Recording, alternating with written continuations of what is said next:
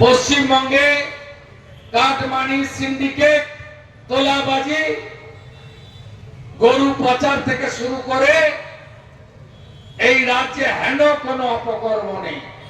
মাঝে মাঝেই দুর্গাপুর, বারাবণী, রানীগঞ্জে ইডির লোকেরা আসছে। কেন আসছে?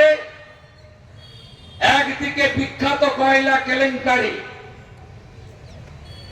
হাজার হাজার কোটি টাকা দুর্নীতি, অন্যদিকে প্রকৃতি মা যে নদীগুলো দিয়ে গেছেন সব নদী শেষ করে দিয়েছে চোর তৃণমূল।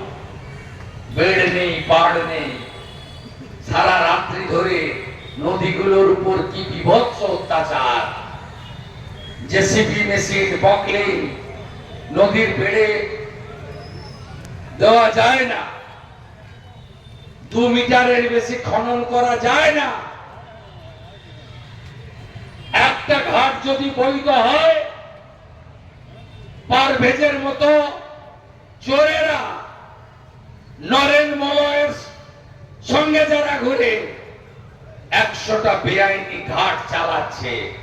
হিসাব 75-25 রাখছে লোকাল তৃণমূল, পুলিশ, কিছু বাছাই করা সিভিক, আর 75 সোজা চলে যাচ্ছে পুলিশি পাওয়ারায় কালীঘাটে।